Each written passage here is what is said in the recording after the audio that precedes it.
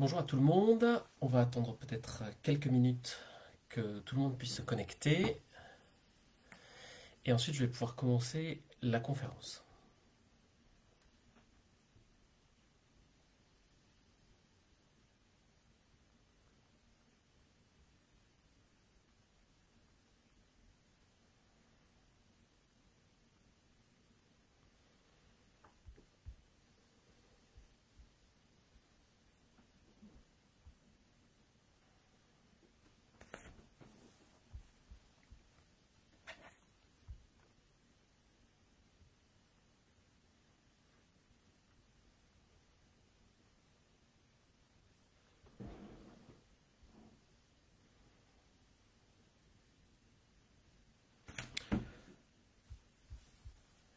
Bon, vous le savez, les concours de Sciences Po ont beaucoup changé ces quelques années, notamment en particulier cette année, et pas uniquement dû au Covid.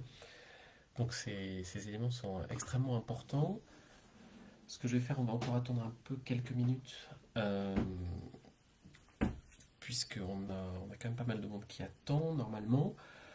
Ce que je vais faire pendant la conférence, c'est que je me présenterai et ensuite je vous présenterai les différents concours, les changements qui sont les plus importants. On essaiera de voir comment essayer de travailler au mieux. Et ensuite, vous pourrez me poser toutes les questions euh, que vous souhaitez et j'y répondrai. Vous me les poserez à l'écrit et j'y répondrai directement à l'oral. Je vous donnerai également de toute façon mes coordonnées si vous voulez me joindre pour des questions peut-être un peu plus personnelles en fonction de la précision de votre dossier, etc. Je serai évidemment à votre disposition. C'est comme ça qu'on travaille chez PGE-PGO, un rapport un peu plus personnel. Et donc, je pourrais répondre à des questions un peu plus personnelles. Cela dit, vous pouvez également m'en poser ici et directement sur le site. 18h02, allez, on va attendre 18h05, toujours les derniers retardataires. Bon, je vous rappelle, je le rappellerai, hein, mais je vous rappelle que les concours, en fonction des concours, en fait, ça peut être ouvert au bac 0, bac plus 1 et éventuellement bac plus 2. Je rappelle également que il est possible et il est même souhaitable d'anticiper la préparation. Pour la préparation de Paris et Bordeaux, ça se fait désormais quasiment, c'est souhaitable et possible dès la seconde, très conseillé dès la première. Si on s'y met dès la terminale maintenant, il n'y a rien de grave et on adaptera notre préparation pour ça. Mais évidemment, plus tôt on anticipe, mieux c'est. Mais certains concours ne sont pas accessibles évidemment à des concours, à des étudiants qui sont en bac plus 1 ou bac plus 2. Je vais y revenir. Si vous avez également des questions sur les masters, pour les différentes entrées en master, que ce soit à Sciences Po Paris ou à d'autres IEP, je pourrais éventuellement y répondre. Je m'y attarderai pas là, puisque c'est pas totalement le sujet de la conférence, mais évidemment, je pourrais répondre à ces questions.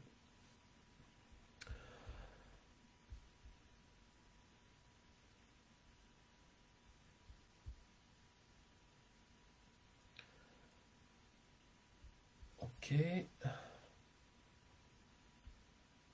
Allez, dans une minute, on va commencer.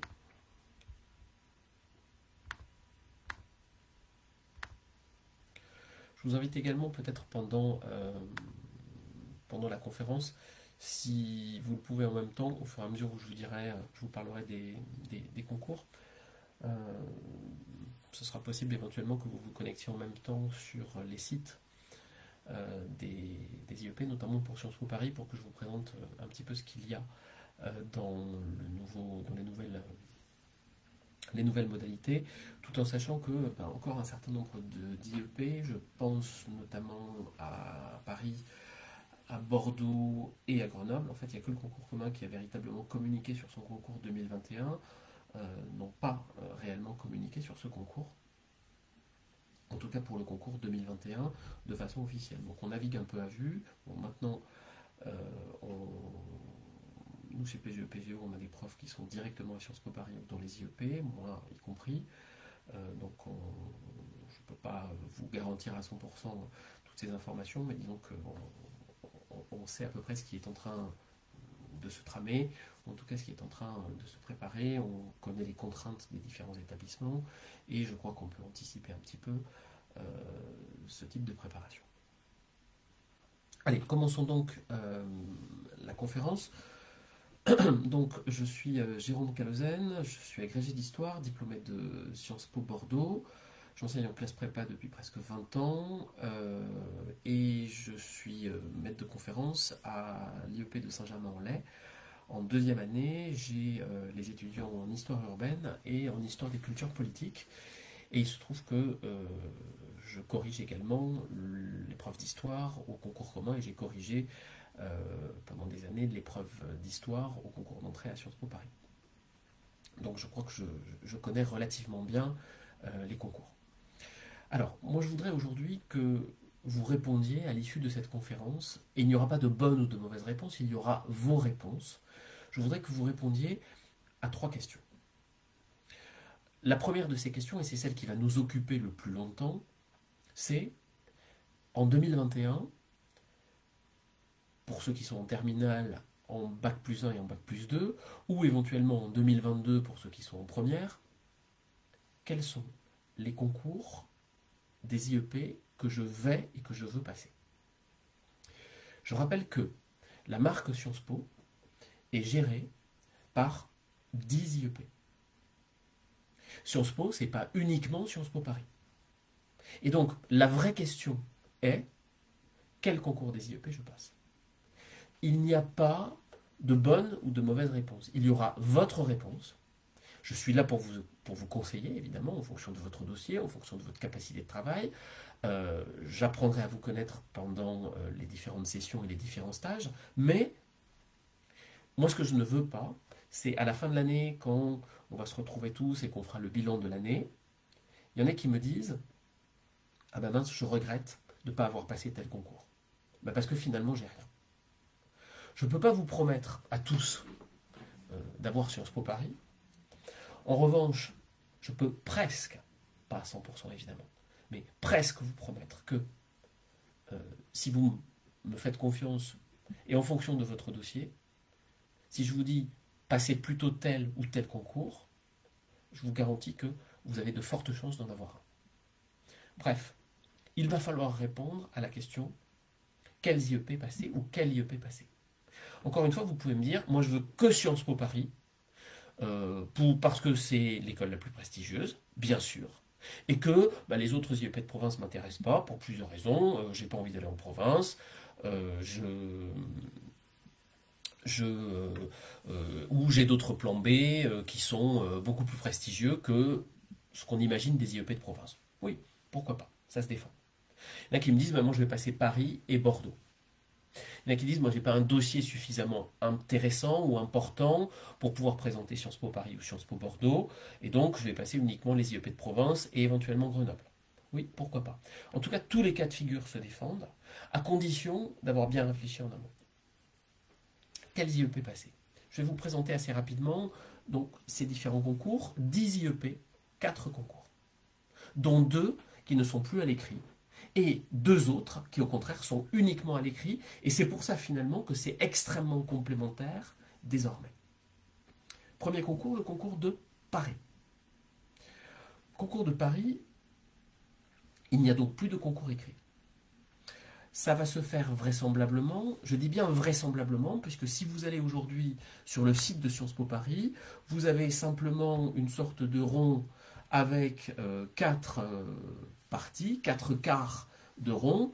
On vous dit en 1 le contrôle continu de la seconde à la terminale, en 2 la moyenne des épreuves écrites du bac, on peut imaginer que ce sera uniquement les épreuves anticipées du bac, en 3 le dossier de candidature, profil et motivation du candidat, en 4 entretien oral. Voilà les seules informations qu'on a pour l'instant.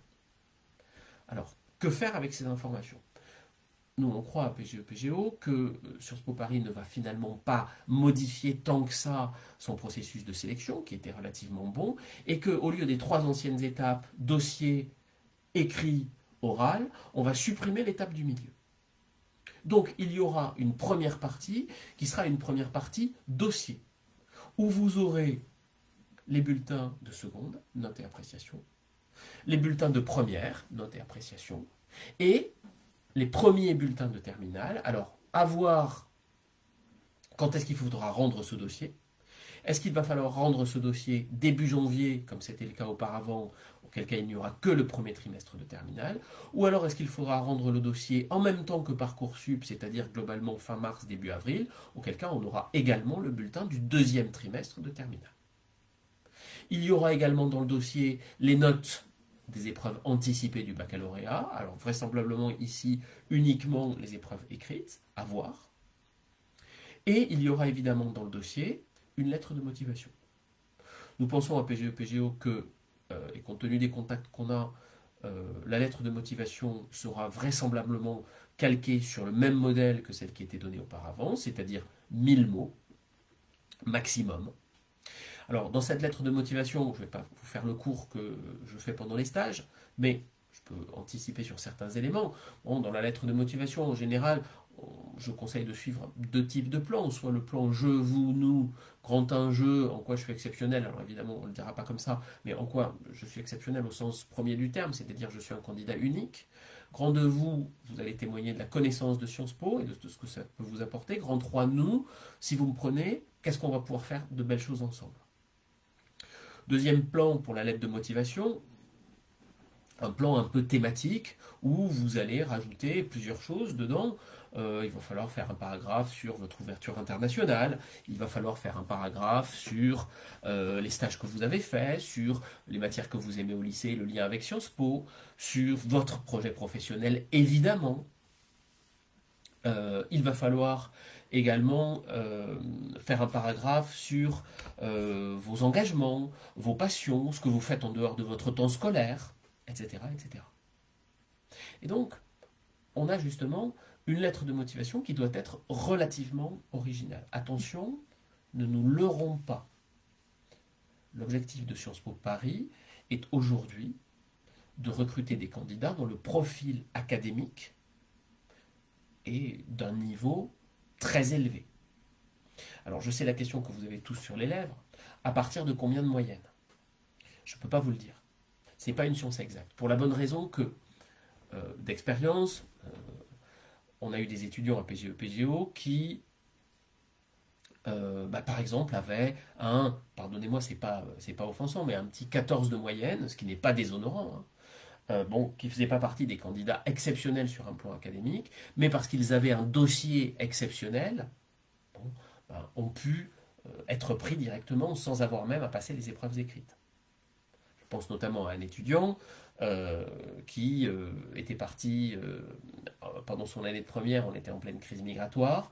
Il était parti avec l'accord de ses parents et de son lycée à Lampedusa, là où accostaient les migrants, et il avait fait pendant 3 mois la route des migrants, c'est-à-dire qu'il avait remonté la route des migrants jusqu'à Paris. Et évidemment, il est revenu riche d'expérience, et il a intégré à Sciences Po Paris le campus de Menton, spécialisé dans les aires moyennes-orientales. Bon, mais ça, c'est sur des profils exceptionnels. En tout cas, c'est difficile de rendre un profil exceptionnel comme ça. En revanche, nous, on a le savoir-faire pour faire en sorte que, sans mentir, votre lettre de motivation puisse valoriser encore mieux toutes vos expériences. Donc, la lettre de motivation, c'est quelque chose évidemment de très important. Ensuite, il est marqué sur le site de Sciences Po oral. Je suis persuadé que tout le monde n'ira pas à l'oral. Il va y avoir plus de 10 000 candidats qui vont présenter Sciences Po Paris. Sciences Po Paris n'a pas ni l'envie ni les moyens de faire passer un oral aux 10 000 candidats. Je peux peut-être me tromper, mais j'en doute très très fortement. On l'a vu déjà pendant le Covid. Sciences Po Paris n'a même pas poursuivi après les épreuves d'admissibilité, n'a même pas voulu faire passer les oraux par Zoom, et il a fait une deuxième sélection comme ça. Donc, à mon avis, il y aura une première sélection sur dossier, et ensuite, ceux qui seront présélectionnés iront à l'oral. Comment sont sélectionnés les dossiers? Ils sont envoyés 100 par 100 à des professeurs qui trient les dossiers du premier jusqu'au dernier. Et ensuite, alors les dossiers sont évidemment brassés pour éviter, pour permettre une sorte d'harmonisation à l'intérieur des dossiers, mais évidemment, il y a un facteur chance qui joue énormément. Le facteur chance, c'est d'abord, est-ce que je me retrouve dans un lot de dossiers qui est plutôt bon ou plutôt moins bon? ça joue. Et ensuite, quels sont les critères de classement des professeurs? Moi, j'ai des collègues qui classent les dossiers. Alors, ils me disent que jusqu'à présent, les consignes n'étaient pas non plus ultra claires. Et vous avez des collègues qui classent les dossiers et qui disent, pour moi, ce qui compte, c'est le profil académique, donc ce sont les notes. Donc 18 de moyenne, on prend, 17 de moyenne, on prend éventuellement, voilà, en dessous, plus difficile. Mais vous avez des collègues qui disent, non, moi je classe plutôt au mérite. Donc les bonnes notes, oui, c'est une chose, mais je préfère des élèves qui soient plutôt méritants, qui font des choses à côté et qui ne sont pas que des bachoteurs. Donc là-dessus, c'est extrêmement difficile. Je me souviens il y a 2 ans de 2 étudiantes qui étaient dans le même lycée, qui avaient fait toute leur scolarité ensemble, elles étaient dans la même classe, elles travaillaient ensemble, elles faisaient la prépa avec nous ensemble. Elles avaient exactement le même dossier. Et quand on avait fait la lettre de motivation, j'en avais pas privilégié une par rapport à l'autre. Et bien l'une a eu A au dossier, l'autre a eu B. Incompréhensible. Si ce n'est justement par ce facteur chance. C'est la raison pour laquelle, en tout cas, il faut, je crois, pour passer les concours de Sciences Po, enfin de tous les IEP, se donner le maximum de chances. Donc, voilà le concours de Sciences Po Paris. Ensuite, si vous êtes admissible, vous passez l'oral. 20 minutes de passage à peu près, 2 à 3 membres du jury, un oral qui évalue, classique comme les années précédentes, qui évalue la motivation du candidat, la connaissance de l'actualité, la connaissance de Sciences Po, la capacité à analyser les enjeux contemporains, à prendre du recul, à avoir un esprit critique. Ça, c'est quelque chose qui, évidemment, se prépare. Je vous rappelle que cet oral commence par la présentation du jury, qui est une présentation rapide, mais qu'il est demandé aux étudiants qui passent l'oral de faire une présentation de soi. Et ça, c'est pas une présentation, bonjour, je m'appelle machin, machin, je suis en terminale et je veux faire Sciences Po. Non, c'est une présentation qui doit durer environ 1 minute 30, pas plus de 2 minutes en tout cas. Bon. Et ça, c'est quelque chose, c'est une stratégie qui se prépare et à laquelle on vous prépare. Voilà pour Sciences Po Paris. Deuxième concours, Sciences Po Bordeaux. Alors Sciences Po Bordeaux, c'est pareil, et encore moins que Sciences Po Paris, l'IEP n'a pas communiqué sur ces nouvelles modalités de recrutement. Si vous allez sur le site de Sciences Po Bordeaux, vous verrez qu'il y a les procédures encore Covid qui étaient en vigueur l'année dernière. Qu'est-ce qu'on peut anticiper sur Sciences Po Bordeaux? Alors Sciences Po Bordeaux, depuis l'an dernier, a supprimé ses épreuves écrites. Donc ça, on est à peu près sûr que ça va rester en l'état. Sciences Po Bordeaux, cette année, pendant le Covid, a fait une double sélection sur dossier. Première sélection sur dossier, c'était un algorithme qui, clairement, en fonction de Parcoursup, retenait uniquement les meilleurs dossiers académiques. On ne se préoccupe pas des appréciations, l'algorithme ne lit pas les appréciations, uniquement un moulinage des notes. Ensuite, donc, on a écrémé une partie, et ensuite, on a une deuxième sélection, comme pour celle de Sciences Po Paris, où là, on envoie les dossiers 100 par 100 à des professeurs qui les classent, et on ne garde que les meilleurs. Cette année, ça s'est passé comme ça à Sciences Po Bordeaux. Ça s'est passé comme ça, mais l'objectif avait été au départ de faire un oral. Mais l'oral a été très tôt annulé. Et donc, d'où cette double sélection. Interrogation sur Sciences Po Bordeaux pour le concours 2021. Est-ce qu'il va y avoir une première sélection par algorithme? Peut-être. Ça va permettre, à mon avis, d'éviter d'avoir une inflation de dossiers. Et donc d'éliminer les moins bons. Deuxième élément, est-ce qu'on va avoir une sélection par les professeurs? Oui, je crois. Parce que ça met quand même de l'humain dans la sélection. Et ce n'est pas un algorithme dont on ne sait pas exactement ce qu'il y a dedans qui fait le tri. Est-ce qu'il va y avoir un oral? Pour l'instant, ça n'est pas annoncé. À mon avis, Sciences Po Bordeaux a tout intérêt à mettre en place un oral et à ne pas faire simplement une sélection sur dossier. De toute façon, ce que je dis aux étudiants qui sont déjà inscrits chez nous, passer Paris pour moi, sauf si vous ne voulez pas aller en province, c'est passer Bordeaux. Faire une lettre de motivation pour Paris, on ne fera pas exactement la même pour Bordeaux, mais globalement, on reprendra les mêmes arguments. On va changer évidemment les intitulés de cours qui vous attirent a priori. On va changer les intitulés de master. On va peut-être changer l'année à l'étranger, puisque les partenariats ne sont pas les mêmes. Et je vous rappelle en plus qu'à Bordeaux, c'est la 2e année où on part à l'étranger, alors qu'à Paris, c'est la 3e. Bon, voilà. Mais globalement, le fond va rester à peu près le même. Donc, je crois que si on veut se donner toutes les chances, si votre objectif c'est d'avoir un IEP, passer Paris, c'est passer Bordeaux. Ensuite, troisième concours. Le concours commun des 7 IEP. Alors, pour Paris et Bordeaux, je le rappelle, Paris et Bordeaux, l'entrée en première année n'est ouverte que au bac 0, c'est-à-dire qu'aux élèves qui sont en terminale, là, qui viennent de rentrer en terminale, et qui vont passer le bac en 2021. Impossible de le passer en bac plus 1, en bac plus 2. Alors si pour Bordeaux, il y a la possibilité, mais ça c'est un concours réservé, je répondrai à vos questions si vous en avez dessus, sur des filières binationales intégrées. Alors France-Italie, France-Allemagne, il y a France-Caraïbes également, il y en a plusieurs. Où là, on a de nouvelles modalités et c'est ouvert jusqu'au bac plus 1. Mais ce sont des filières véritablement spécifiques. Donc maintenant, le concours commun des 7 IEP. 7 IEP se sont associés pour faire un concours commun. On appelle ça désormais le réseau Sciences Po. Vous avez Lille, Strasbourg, Lyon, Aix, Toulouse, Rennes et Saint-Germain-en-Laye. 7 IEP. Le concours commun, l'avantage, c'est que c'est ouvert au bac 0 et au bac plus 1. On ne fait pas de différence entre les deux concours. Enfin, entre les deux types d'étudiants. Moi, quand je corrige les copies, il n'y a pas marqué sur la copie bac 0 ou bac plus 1. Donc, chacun a ses chances. Et à mon avis, c'est un avantage pour les bac plus 1. Ce qui ne veut pas dire que les bac 0 sont désavantagés. En général, on est du 45-55% au profit des bac plus 1. L'avantage de ce concours, c'est que si vous estimez que votre dossier n'est pas si bon que ça, eh bien là, avec le concours commun des IEP, pas de dossier et pas d'oral. Donc en fait, tout le monde repart à zéro, et je dis, tout le monde finalement a ses chances. Et nous, on en a connu chez PGO énormément de ces étudiants qui, ma foi, sont moyens plus au lycée. Encore une fois, 14 de moyenne, c'est pas déshonorant du tout. Je dis pas que 14 de moyenne, ça peut pas passer pour Paris. Mais bon, c'est un peu plus difficile. Cela dit, c'est mon boulot de faire en sorte que vous puissiez les avoir, hein, que vous puissiez passer, y compris à Bordeaux. Mais c'est un peu plus difficile.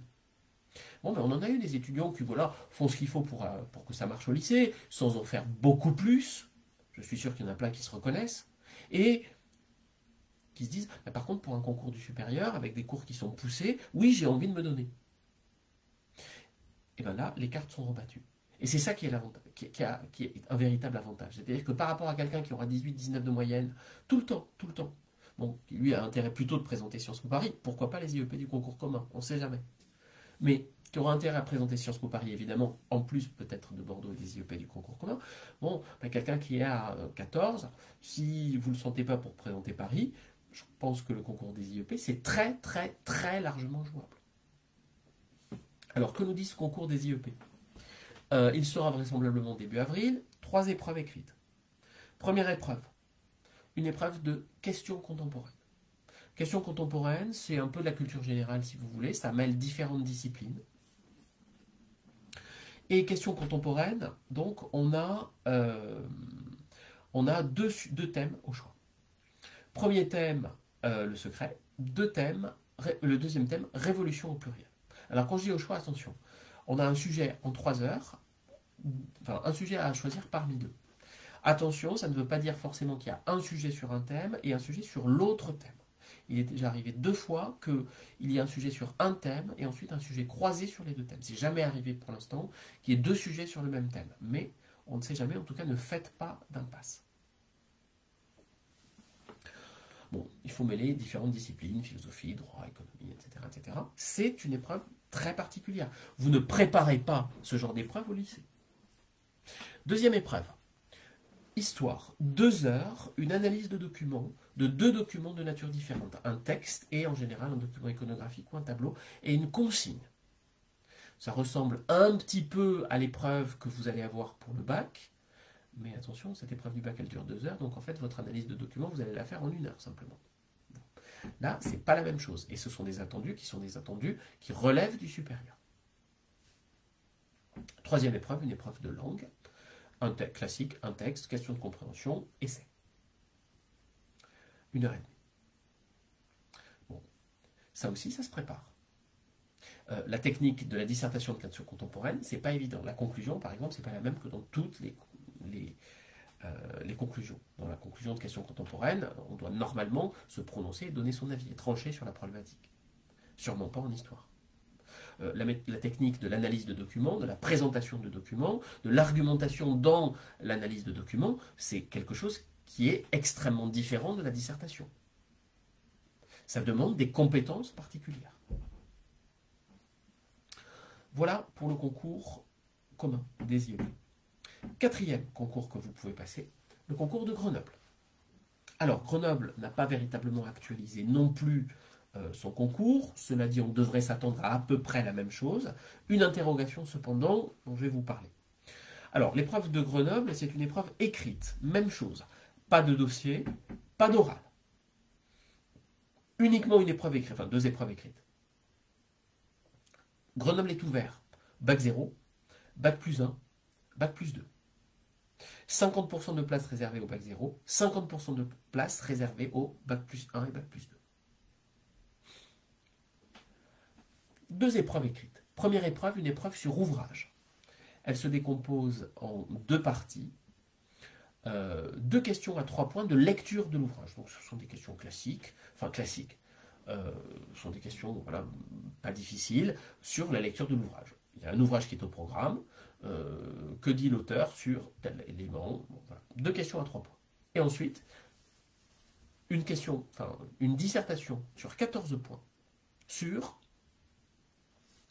les thématiques abordées par l'ouvrage. Là aussi, c'est une épreuve difficile. D'abord, il faut apprendre à ficher un ouvrage pour des questions de lecture. On ne fiche pas comme on fait une fiche de lecture. C'est pas du tout la même chose. Il faut ficher. Moi, quand je fais les fiches des ouvrages de Grenoble, ça fait entre 30 et 40 pages sous Word. Et ensuite, il faut les mémoriser. Et ensuite, la difficulté, c'est de faire la liste des thèmes de l'ouvrage et ensuite de le préparer. Préparer seul, c'est impossible. Alors, quel va être l'ouvrage? En général, l'ouvrage sur Grenoble sort tardivement. On peut espérer que ce soit le même ouvrage qui reste par rapport à l'an dernier, puisqu'il n'y a pas eu les épreuves écrites. On peut espérer. Cet ouvrage serait alors l'ouvrage de Rutger Bregman qui s'intitule Utopie réaliste. Ça parle du revenu universel, ça parle de la pauvreté, ça parle des utopies, ça parle de la diminution du temps de travail notamment. À voir. Avec ça, vous devez donc vous poser la première question qui est quels IEP je passe? J'ai oublié peut-être une chose sur le concours de Grenoble. Le concours de Grenoble va être début avril aussi. Tous les concours ont été avancés parce qu'il faut que ce soit dans Parcoursup. Donc alors il ne sera pas le même jour, ça c'est sûr, que le concours commun, mais il devrait être pas très très long. Ça veut donc dire là aussi qu'il faut être organisé pour pouvoir présenter Grenoble. Alors, quel concours passer? Alors, Paris, ok, si vous le voulez, bien sûr, c'est la voie royale. Ensuite, on me pose souvent la question de savoir, oui, mais quels IEP choisir? Quels sont les meilleurs IEP de province? C'est assez difficile à dire, dans la mesure où, en fait, il y a autant de classements, c'est un peu comme les écoles de commerce, mais il y a autant de classements pour les IEP qu'il y a de gens qui classent. Alors en général, on met Lille et Bordeaux, on dit que ça vient juste après Paris. En général, on dit que Toulouse vient plutôt à la fin. Bon, ok. Moi, je crois que si vous avez à choisir des IEP, il faut le choisir en fonction de 2 critères. Le premier, c'est qu'est-ce que vous voulez faire plus tard? Quel est votre projet professionnel? Quels sont les masters qui vous intéressent? Et le deuxième, c'est la ville. Vous allez y passer a priori 5 ans, moins d'un an à l'étranger, mais vous allez y passer 5 ans dans cette ville. Il faut s'y sentir relativement bien. Je crois que ce sont des facteurs qui entrent évidemment en ligne de compte. Mais pas tant le classement que cela, je crois. Alors, quels IEP passer?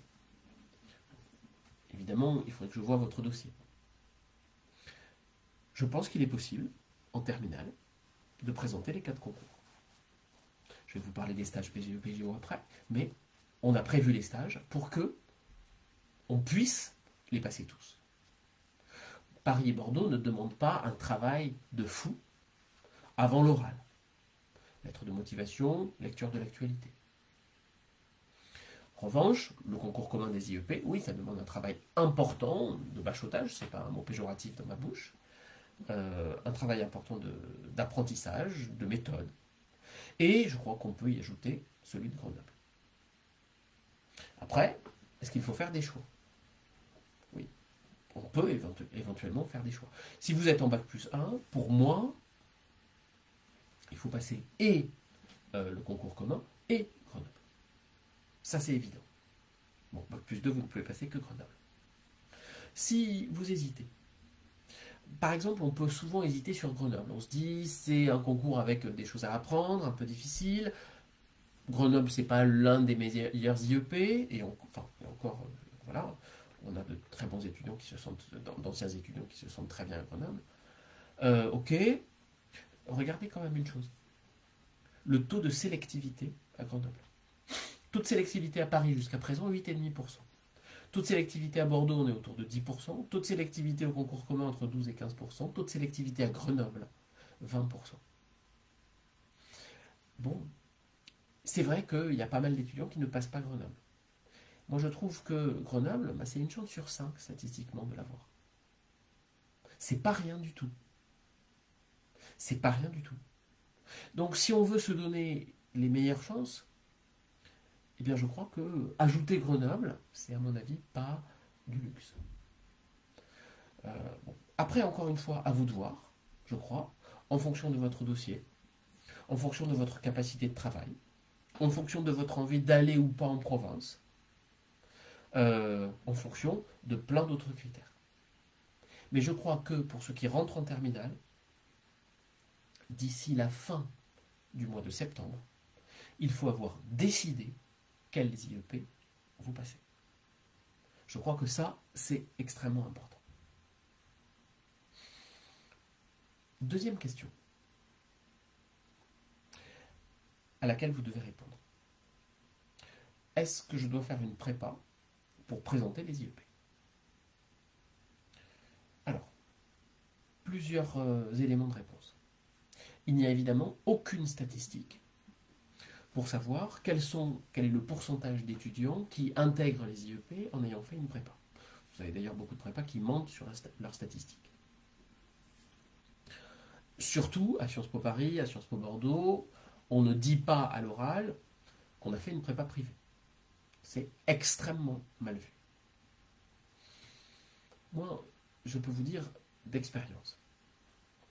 Oui, évidemment, et heureusement, chaque année, il y a des étudiants qui intègrent Sciences Po Paris ou les IEP sans faire de prépa.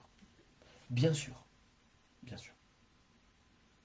Maintenant, je crois que, alors attention, une bonne prépa, méfiez-vous des arnaques, mais une bonne prépa est une valeur ajoutée, à mon avis, très importante.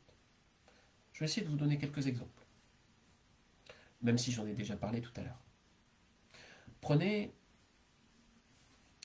le concours commun des IEP. Bon. Eh bien, le concours commun des IEP, il y a une épreuve de questions contemporaines. Que je sache, au lycée, il n'y a pas d'épreuve de questions contemporaines. Alors certains disent oui, mais ça ressemble à la philo. Oui, peut-être que le questionnement en introduction ressemble à la philo, mais l'argumentation mobilise beaucoup d'autres arguments que des arguments philosophiques. L'analyse de documents en histoire. Je vous ai parlé tout à l'heure de la méthode. Mais je voudrais surtout vous parler du programme. Tiens d'ailleurs, je ne sais pas si vous le savez, mais figurez-vous que les IEP ont changé le programme il y a une semaine. Jusqu'à présent, a priori, le programme devait être le programme d'histoire de terminale, c'est-à-dire le monde depuis 1929. Pour ceux qui sont en terminale, vous avez dû commencer par la crise de 1929 et ses enjeux. Eh bien, depuis une semaine, le programme a changé. Le programme porte sur les relations internationales depuis 1939, avec un focus sur la Deuxième Guerre mondiale et les rapports de puissance, sur la guerre froide, sur la décolonisation, sur les relations internationales depuis 1991, sur la puissance des États-Unis, sur la puissance de la Chine et sur les conflits et les tensions au Proche et au Moyen-Orient. Tout ça, c'est globalement dans le nouveau programme de terminale.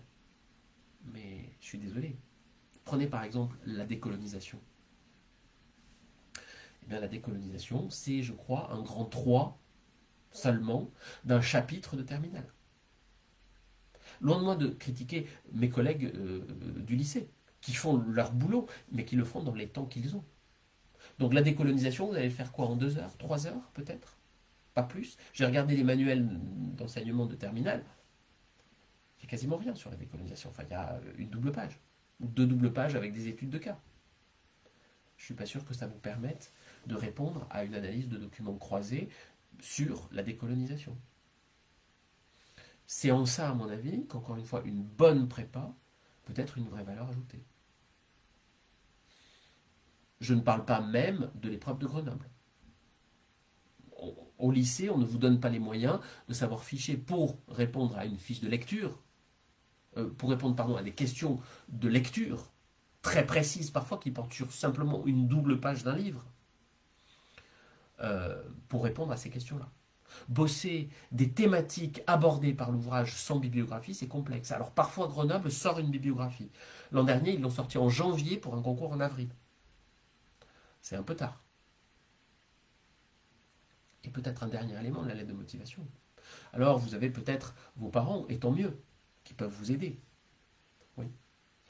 Attention quand même, parce que la lettre de motivation pour Sciences Po Paris ou Sciences Po Bordeaux, c'est pas à mon avis du même acabit qu'une lettre de motivation pour les écoles de commerce, par exemple, ou pour qu'une lettre de motivation pour un emploi, pour postuler à un emploi. C'est pas tout à fait la même chose. Il y a un certain nombre d'attendus. Et même si vos parents ont eu la chance de faire Sciences Po Paris ou des IEP, bon, ils sont sûrement de ma génération. Moi, quand j'ai fait Sciences Po, l'esprit de Sciences Po, je ne dis pas que l'esprit a totalement changé, mais les attendus, évidemment, ont énormément changé.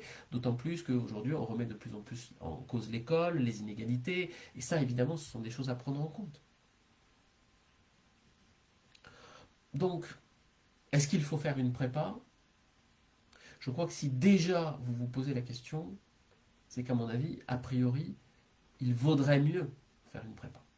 Et je crois en tout cas, mais à condition de bien choisir la bonne, une bonne prépa est une vraie valeur ajoutée.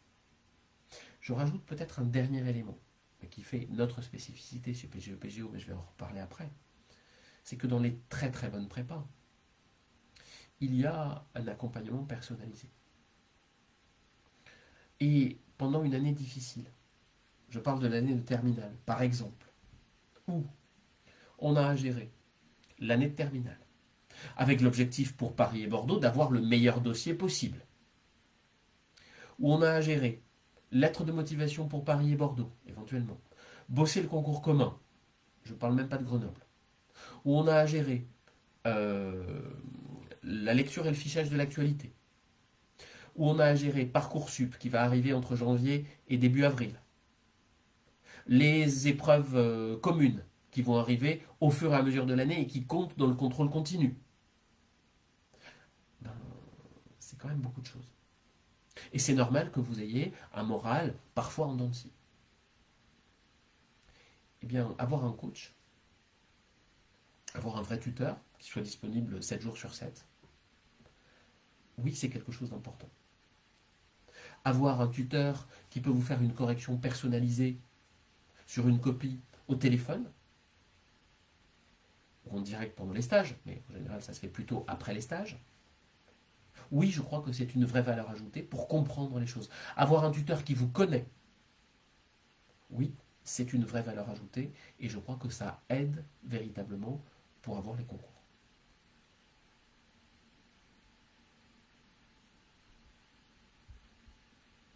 Donc, oui, je vois un commentaire derrière, les profs n'étaient pas très contents. Je ne sais, il faut me préciser peut-être ce que vous voulez dire. Moi, je répondrai à vos questions après, ou à vos remarques, évidemment, après. Qu'est-ce que je voulais dire? Donc, deuxième question à laquelle il faut répondre, c'est est-ce qu'il faut faire une prépa? Je ne vous dis pas oui à 100%.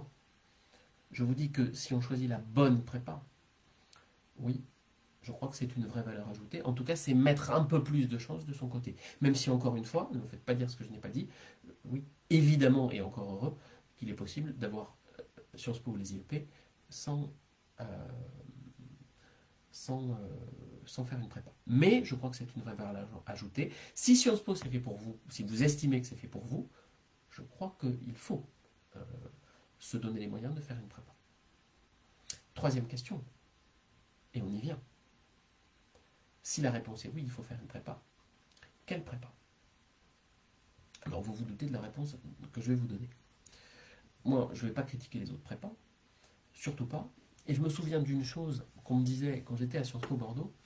Quand j'étais à Sciences Po Bordeaux, il y avait deux profs en fait qui nous faisaient sur des thématiques approchantes, mais normalement ils ne devaient pas faire le même cours, qui faisaient quasiment, enfin, qui abordaient les mêmes thématiques. Et donc on était allé se plaindre à l'administration de Sciences Po Bordeaux en disant, mais enfin, est-ce qu'on ne peut pas leur définir quelque chose? Bon, ces deux profs se détestaient et le directeur de Sciences Po de l'époque nous avait répondu en aparté à quelques-uns la chose suivante: goûter et comparer. Bon, et clairement, on savait quel était le cours où il fallait qu'on aille et celui qu'on pouvait éventuellement squeezer. Mais pour les prépas, moi je vous conseille de faire pareil. Goûter, ça veut dire bon, ben voilà, assister à des journées portes ouvertes, à des conférences comme je vous fais. Il y a plein d'autres prépas qui en font. Il y en a certaines même qui en font pas. Mais ça, à mon avis, c'est parce qu'elles n'ont pas tout à fait les compétences pour le faire. Voilà, goûter et comparer. Voyez aussi un certain nombre de critères. Voyez quels sont les prépas où vous avez des profs qui ont fait Sciences Po, où vous avez des profs qui sont à Sciences Po, qui corrigent les concours ou pas. Ça, je crois que c'est quand même super important. Je ne veux pas dire que je connais tout ce qui se passe avant que ça sorte. Enfin, par exemple, moi je suis à Sciences Po Saint-Germain-en-Laye, j'ai fait partie, enfin j'ai représenté l'IEP de Saint-Germain-en-Laye pour, lorsque les directeurs des 7 IEP nous ont demandé de fournir une nouvelle épreuve d'histoire. L'idée des directeurs était de dire, bon, bah, il y a déjà une dissertation de questions contemporaines.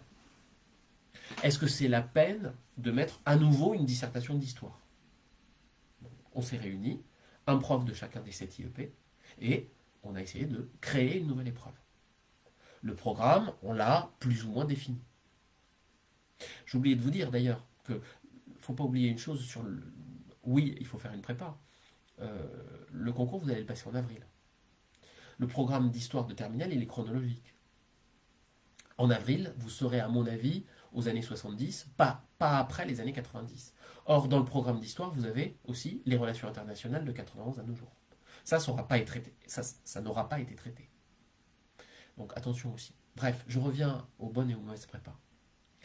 Oui, attention au fait qu'il y ait des profs qui aient fait Sciences Po, qui connaissent la maison, et qui soient de Sciences Po. Moi, le fait d'avoir représenté l'IEP de Saint-Germain-en-Laye pour créer la nouvelle épreuve, bon, bah, le programme, je le connais et je sais l'esprit des épreuves. Je sais exactement ce qui est attendu. C'est nous qui avons rédigé les attendus des épreuves et c'est mon collègue Dex qui va faire le sujet 0. Bon. Je crois que ça, c'est un premier critère. Et vérifier les CV des gens aussi. Parce que vous avez quelques profs aussi qui montent sur leur CV. Voilà. Ensuite, regardez et vérifiez qu'il y ait un suivi personnalisé. Si vous vous inscrivez chez PGE-PGO, je serai votre tuteur et votre tuteur unique. Je m'occuperai de vous. Je suis disponible 7 jours sur 7 pour vous. Alors, je travaille, hein, j'ai un boulot. Donc, en journée, je peux pas véritablement vous répondre sauf à des mails. En revanche, le soir, si vous avez besoin de me joindre, on se fixe un rendez-vous téléphonique et je vous joins. Tous les nouveaux inscrits de PGE-PGO, je les appelle au téléphone, on passe plusieurs dizaines de minutes ensemble, je veux vérifier que voilà, on est d'accord sur les IEP, quels IEP, ils m'envoient leur dossier, on voit un petit peu qu'est-ce qui est possible, quel est leur souhait, etc.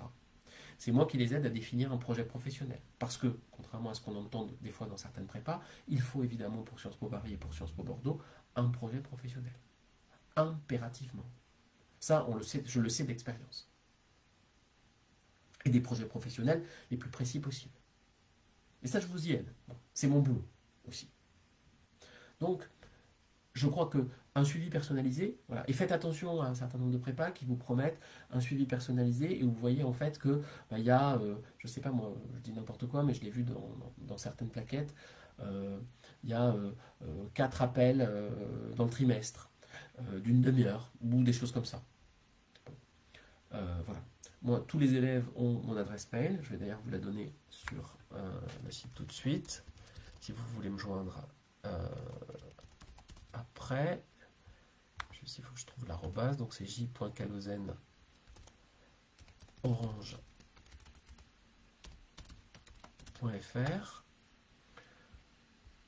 Je vous donne également mon numéro de téléphone. Alors pour mon numéro de téléphone, s'il vous plaît, vous m'envoyez d'abord un SMS et on essaie de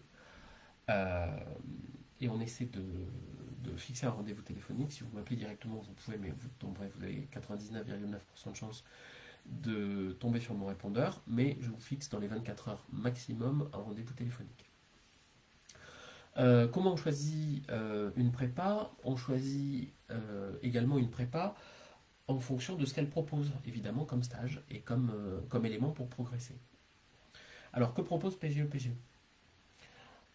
Pour Paris, d'abord, on vous propose 2 stages. Pour Paris, donc un premier stage à Toussaint, 3 jours intensifs. Premier jour, je vous ferai cours, et je vous ferai cours sur la lettre de motivation, enfin, cours. On fera ensemble votre premier jet de lettre de motivation s'il n'est pas déjà fait. Je vous expliquerai comment on fait un plan de lettre de motivation, quels sont les attendus de Sciences Po, et comment surtout valoriser vos expériences. Je me souviens par exemple d'un étudiant l'an dernier qui me dit « Moi, je n'ai pas d'expérience professionnelle, je n'ai jamais travaillé. » Je lui dis « Mais vous avez fait le stage de 3e, non ?»« Ah bah oui, c'est vrai, mais enfin bon, je l'ai fait dans un supermarché, c'était nul, etc. » Ok. Et finalement, on a creusé. Et je lui ai demandé « Mais pourquoi vous l'avez fait dans un supermarché ?» Et là, il me dit « Ben, voilà, mes parents auraient pu me trouver des meilleurs stages, etc. Mais je m'étais intéressé un petit peu aussi à la cause migratoire et j'avais vu que c'était dans les supermarchés notamment qu'il y avait aussi beaucoup de primo-arrivants qui avaient des papiers ou pas forcément et qui travaillaient en supermarché, que c'était les boulots les plus pénibles, j'ai voulu le faire. » Ok, mais super. On a valorisé dans la lettre de motivation ça. Et c'était pas un étudiant si excellent que ça. Bon, l'an dernier, il avait encore le concours écrit. Il l'a eu, Sciences Po, avec un petit 14 de moyenne. Il l'a eu, Sciences Po Paris. Bon, et c'est vrai, je pense que cette lettre de motivation, qui a mis en valeur ça, et on en a même presque fait le fil directeur de sa lettre de motivation, voilà. Et pour lui, c'était un stage anodin, qui n'avait servi à rien finalement. Ça, c'est mon boulot de valoriser chacune de vos expériences, et c'est ce qu'on fait en mutualisant les choses pendant la première journée de stage. Donc on va passer entre 8 et 10 heures ensemble. Deuxième journée, j'officie encore. Deuxième journée, je vous fais un cours sur l'actualité. Comment ficher l'actualité? Qu'est-ce qu'on peut lire au niveau de l'actualité, même si vous avez déjà sûrement, je l'espère, des habitudes? Et comment on donne son opinion, motivée, argumentée, sur des thématiques de société, telles les questions qu'on pourrait vous poser à l'oral à Paris ou à Bordeaux. Je vous fais faire également des analyses d'images, parce que parfois à l'oral, ça peut tomber. Et ça, c'est assez difficile. On vous présente une image, voilà, qu'est-ce que vous en pensez? De temps en temps, on reste un peu bouche bée. Et ça, c'est déjà anticipé sur l'oral. Et c'est prendre confiance.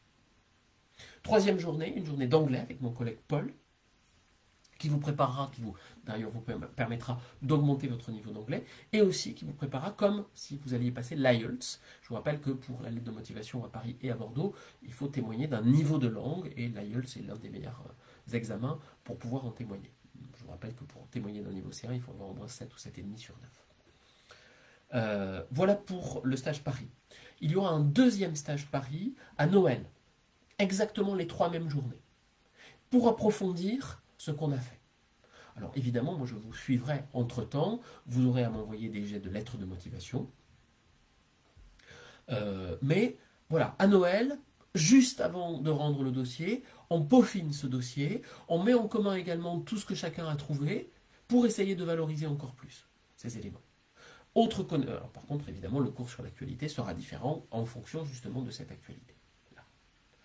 Je vous ferai également un petit peu de connaissance de Sciences Po, je vous présenterai les différents masters, mes collègues à Sciences Po Paris, les débouchés professionnels aussi, en fonction des différents masters, les possibilités d'année à l'étranger. 2 stages de 3 jours extrêmement intensifs, Toussaint, Noël. Pour le concours commun, Et donc avec, entre-temps, évidemment, à chaque fois, des jets de lettres de motivation, autant qu'il le faut. Si vous voulez m'en envoyer un par semaine, c'est un par semaine. En tout cas, je vous corrigerai autant de fois la lettre de motivation qu'il le faut, jusqu'à ce que je considère et que vous considériez qu'on ne peut pas mieux faire. Ensuite, pour le concours commun. Pour le concours commun, 3 stages, complémentaires également. Un stage à Noël, un stage à février, un stage à Pâques. Une semaine intensive de stage. Un jour et demi d'histoire, je vous ferai court. Un jour et demi de questions contemporaines, je vous ferai court. Un jour d'anglais. Un jour de concours blanc. Un jour de correction des concours blancs. Ces 3 stages sont complémentaires pour la raison suivante. Moi, par exemple, en histoire, bon, je fais sur une journée et demie, une demi-journée de cours en général le matin, cours magistral, sur la première partie du programme, globalement. Donc ce sera sur le monde de 1939, j'irai jusqu'à la décolonisation peut-être. Voilà. Ensuite, méthodologie de l'analyse de documents. On travaillera surtout en termes de méthodologie sur l'introduction, la problématique et la présentation des documents au stage de Noël. Et ensuite, dans l'autre demi-journée, je vous présenterai un certain nombre de documents divers. Alors, l'objectif n'est pas d'anticiper, je ne sais pas parce que j'ai participé à l'élaboration de l'épreuve que je connais les sujets, évidemment, je ne les connais pas. Et même si je les connaissais, je ne vous les dirais pas, mais je ne les connais pas. Et je vous présenterai plein de documents en histoire pour que vous ayez déjà vu ces documents si éventuellement ils pouvaient tomber. Et comment on peut les analyser rapidement. Puisque 2 heures c'est court. En question contemporaine, à Noël, je traiterai le secret en cours pendant au moins une demi-journée. Ensuite, on fera des sujets pendant une autre demi-journée. Et pendant l'autre demi-journée, on fera de l'apprentissage à la lecture d'articles complexes, d'articles de recherche, d'articles de fond. Et comme ça, je pourrais vous en envoyer et vous pourrez justement approfondir. Et je distribuerai les premières fiches de lecture qu'on mutualisera. Stage de février. En histoire, bon, toujours la même chose, on avancera sur le programme. Essentiellement les relations internationales depuis 91 et le Moyen-Orient. En méthodologie, on fera la méthodologie de l'argumentation dans l'analyse de documents. Comment je cite les documents? Est-ce qu'il faut que je les cite et quand? Comment éviter la paraphrase? Et comment arriver à rédiger en 2 heures? Et même chose, je vous présenterai d'autres documents sur l'autre partie du programme. En question contemporaine, en février, on fera révolution. Et même chose, plan, et ensuite analyse de documents. Ce qu'on fait également en question contemporaine, c'est quelques débats. Alors débat, c'est pas café du commerce, je trouve un point essentiel, et on essaie pendant 1 heure de trouver des arguments et d'argumenter justement pour essayer d'élaborer ensemble une solution. À Pâques, alors à Pâques, s'il faut que je fasse des rappels de cours en histoire, je ferai des rappels de cours, donc essentiellement sur puissance américaine, puissance chinoise. Et en histoire, donc, et là, par contre, sujet. Questions contemporaines, éventuellement quelques rappels de cours, des points d'actualité, et les sujets que je pressens plus ou moins, sujet. Comment avoir une argumentation originale? Et là, j'insisterai plutôt sur la conclusion. Voilà, comment faire une conclusion? En général, les conclusions sont bâclées. Et la conclusion, ne l'oublions pas, c'est la dernière impression que vous laissez au correcteur. Ça, c'est extrêmement important.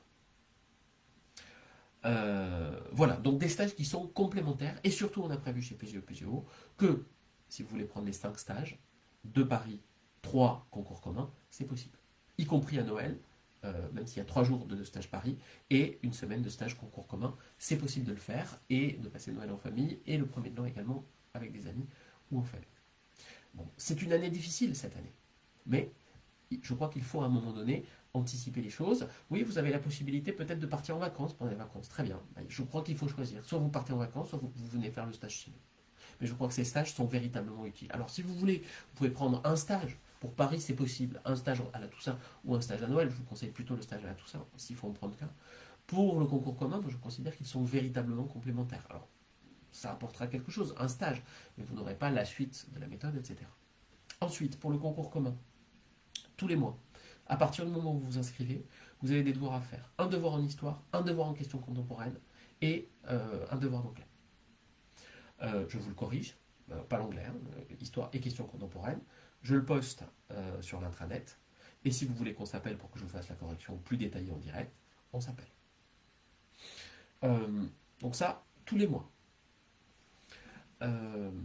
Ensuite, je suis votre coach, votre tuteur. Donc si à un moment donné vous avez une baisse de morale, on s'appelle, on fait le point, qu'est-ce que vous avez déjà rendu, quels sont les éléments pour progresser. Et ce qui fait la spécificité de PGE-PGO, en plus du fait que je sois votre tuteur et que je sois donc 7 jours sur 7 à votre disposition, c'est le fait qu'on a, vous l'avez compris dans nos stages, des journées de cours. Alors certains diront, oui, mais pédagogiquement, etc. Moi, pédagogiquement, j'ai travaillé dans quelques autres prépas aussi. 2 heures de cours par-ci, 2 heures de cours par-là, 3 heures ici, 2 heures là. Un stage pendant les vacances, puis après un autre prof pendant l'autre stage. Il n'y a pas de continuité. On ne vous connaît pas. PGE, PGO, quand c'est des journées de cours, on sait quand ça commence, c'est moi qui décide quand est-ce que ça finit. Eh bien, vous allez avoir, on va se connaître. Je vais vous connaître. D'abord parce qu'on va passer du temps au téléphone aussi en amont, puisque je vais vous appeler, et que je vais vous appeler régulièrement. Mais ensuite, parce que on va passer, pour un stage Paris, on va passer entre 15 et 20 heures ensemble. Pour un stage IEP, on va passer entre 25 et 30 heures ensemble. Je vous connais. En plus, ces journées de cours intensives, oui, vous sortez crevé. Mais je peux vous garantir qu'à la fin, quand on fait des sujets et qu'il est encore 19 heures ou 20 heures, là, vous donnez tout. Et c'est aussi comme ça qu'on peut avoir des concours difficiles. L'autre avantage à PGE-PGO, je crois, alors ça, je ne veux pas dire qu'on est pour quelque chose, mais c'est qu'en général, il y a toujours une très bonne ambiance entre les étudiants, que je n'ai jamais vu une once de concurrence dans les stages, et que du coup, on peut mutualiser facilement les choses. Et ça, c'est un énorme atout. Ça, c'est véritablement un atout. Bon, c'est peut-être aussi le fait que voilà, je vous connais tous, les profs aussi ne créent pas de concurrence entre vous. L'idée, c'est que ce soit tout un groupe qui est justement un IEP, et on a presque réussi à le faire une année, et ça, c'est vrai que c'est assez formidable, pour le coup. Donc, je vais bientôt m'arrêter, mais parce que je ne veux pas monopoliser la parole, mais comprenez-moi bien. Je crois que, pas ce soir, mais en tout cas d'ici fin septembre, vous devez avoir résolu 3 questions. Première question, quels IEP je vais passer? Je suis à votre disposition éventuellement pour vous y aider. Deuxième élément, est-ce que je fais une prépa ou pas? Vous connaissez ma réponse. Troisième élément, quelle prépa? Je pense que vous connaissez ma réponse. Mais encore une fois, vous êtes évidemment libre. Goûtez et comparez. Moi, en tout cas, je sais la qualité du suivi et des cours qu'on dispense à PGE-PGO. J'avais oublié même sur PGE-PGO, je réalise, il y a un intranet qui est très efficace. Moi, je fais en parallèle un Google Drive où je poste tous mes cours. Tous mes cours sont tapés en questions contemporaines, en histoire. En plus, en histoire, j'y ajoute, je me suis amusé entre guillemets cet été à faire le programme de terminale en histoire et j'ai fait des cours version supérieure. Donc, si vous voulez vous améliorer, vous pourrez avoir mes cours. Encore une fois, je ne dis pas que les cours de vos professeurs ne sont pas bons. Si vous voulez avoir des cours plus, en complément de ceux de vos professeurs, vous pouvez. Et peut-être qu'on pourrait rajouter une 4e question, c'est quand démarrer la préparation. Alors, si vous êtes en terminale, c'est maintenant, ça c'est sûr. Si vous êtes en première ou en seconde, on peut évidemment. En première, on a tout intérêt à le faire, et pour Paris, et pour Bordeaux. D'abord parce que en première, en terminale, on n'a souvent pas le temps. Mais en première, ça permet de peaufiner, de mûrir un peu plus le projet professionnel. En première également, je peux vous conseiller, moi j'ai tout un réseau d'associations, de bénévolat, un peu partout d'ailleurs en France, je peux vous conseiller des associations ou des causes à défendre. Ce que je peux vous conseiller également, c'est des stages. Donc, avec PGE-PGO et moi parmi mes anciens étudiants, dont certains sont devenus des amis, voilà. Si je leur adresse un étudiant qui veut faire un stage d'une semaine pendant les vacances, je peux vous trouver des stages qui pourraient éventuellement vous intéresser. Je ne peux pas vous le garantir à 100%. Voilà. En première, c'est possible. En terminale, on n'a pas trop le temps, en fait, pour ça. Ça, c'est possible en première. Et puis surtout, on peut, dès la première, anticiper le programme de préparation des IEP du concours commun. En question contemporaine, il y a un sujet qui reste sur les deux. Donc, par exemple, pour le concours 2021, on a le secret Révolution. Pour le concours 2022, il y aura Révolution qui va rester. Et donc c'est pour ça qu'on a conçu un stage en avril, un stage première IEP, où en fait on fait simplement la moitié du programme de questions contemporaines, Révolution. Bosser dès la première le programme d'histoire de terminale. En tout cas, une partie du programme d'histoire de terminale. Mais c'est un grand avantage. Et vous poussez plus avant votre dossier, parce que ça veut dire qu'en rentrant en terminale, vous aurez fait normalement, ou presque, la totalité déjà du programme d'histoire, en plus de votre programme de première. C'est prendre de l'avance. Et donc prendre de l'avance, c'est mieux réussir les concours. Allez, j'arrête là, mais très rapidement, quels IEP je vais passer? Quelle est la meilleure stratégie? Est-ce que je dois faire une prépa? Je crois que oui. Quelle prépa? Je vous dis évidemment PGE, PGO, mais encore une fois, goûter et comparer. J'allais peut-être oublier une dernière chose, vous allez me dire que je suis très bavard, c'est un peu le cas. Pensez également dans les prépas, regardez les groupes. Chez nous, on est 20, 25 maximum, sinon on dédouble. Bon, en plus avec le Covid, on sera obligé, mais sinon on dédouble. Méfiez-vous des prépas qui vous vendent des cours, et en fait, vous vous retrouvez pour l'essentiel des cours en amphi, où il y a 200 personnes. Là, il n'y a pas de suivi. Voilà. Donc, pensez-y en tout cas. Et maintenant, je me tais et je réponds à vos questions. Vous pouvez me les écrire si vous voulez en direct.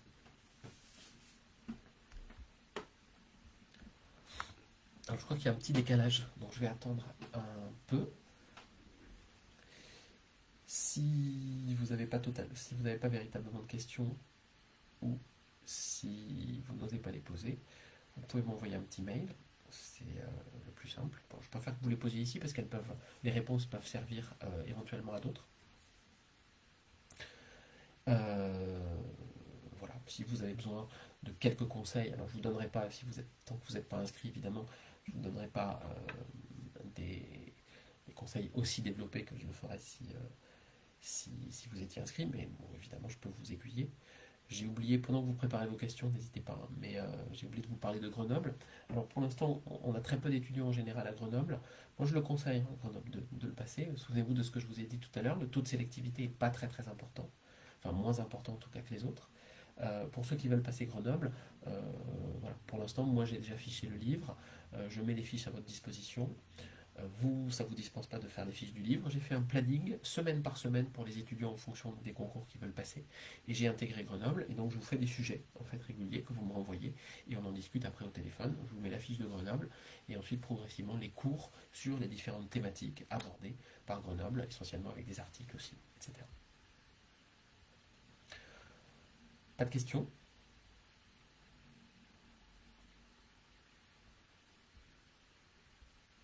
Allez, j'attends une minute encore. Et puis, s'il n'y a pas de questions, juste Rémi, je ne comprends pas pourquoi vous. Alors, vous l'avez mis à un moment donné où je parlais peut-être. Pourquoi vous dites d'ailleurs les profs n'étaient pas très contents. Je ne sais pas de quoi il s'agit. Je ne sais pas si c'est. Alors, moi, je connais des profs qui ne sont pas très contents euh, quand ils ont appris que Sciences Po Paris supprimait les conventions ZEP. Alors, il va y avoir 30% de boursiers, mais globalement, les conventions ZEP ne sont pas reconduites. Ça, c'est vrai que c'est un élément qui blesse un peu. Tout le monde est mélangé, en fait, il n'y a plus de convention ZEP, plus de procédure internationale, tout le monde passe la même procédure. Alors c'est vrai que ça pourrait paraître plus équitable. Bon, à voir, à voir. Eh bien, s'il n'y a pas de questions, je vous souhaite une bonne soirée. Réfléchissez bien aux 3 questions dont je vous ai parlé. Ah oui, j'ai une question de Claire. Pour les stages de préparation, ça se passe où? On a des. Alors, PGE, PGO, on n'a pas de locaux. En soi, mais on loue des salles. Alors en général, c'est soit dans le 5e arrondissement au collège Sévigné, soit dans le 16e arrondissement au lycée Saint-Jean-de-Passy. Voilà, on peut avoir quelques autres lieux de stage dans le 10e arrondissement, mais en tout cas, c'est toujours à l'intérieur de Paris intramuros, près d'un métro, ça c'est clair. Et on a quelques stages, je ne sais pas d'où vous êtes Claire, mais on a quelques stages qui sont décentralisés en province, notamment à Lyon ou à Rennes, en fonction du nombre d'étudiants. Voilà, c'est pas moi qui vous ferai cours dans ces stages décentralisés, mais ce sont des collègues à moi que je connais et avec qui on travaille évidemment en bonne intelligence. D'autres questions? En général, quand il y a une première question, ça désigne pour les autres.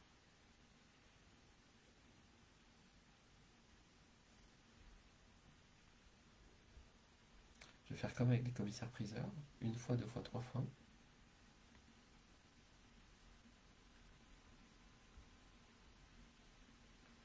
Ah, si vous êtes de Lille, bon, c'est 1 heure. Moi, j'enseigne aussi à la fac de Lille. En 1 heure, on est directement à Paris, mais je crois qu'il n'y a pas de préparation sur Lille directement. Il vous faudra venir à Paris si vous voulez nous rejoindre. Mais contactez-moi si vous voulez, on en parle. Pas d'autres questions? Eh bien, écoutez, je vais arrêter de faire le planton en essayant d'attendre des questions et d'avoir l'air un peu ridicule. Je vous souhaite à tous une bonne soirée. Faites les bons choix. Je reste à votre disposition si vous voulez évidemment qu'on en parle et si je peux vous conseiller. Et, et quoi qu'il en soit et quoi qu'il arrive, bonne chance pour les concours, pour votre orientation. C'est de plus en plus difficile aujourd'hui. Il y a tellement de choses qu'il faut faire il faut faire les bons choix. Et j'espère vous retrouver très bientôt dans nos stages. Bonne soirée. Au revoir.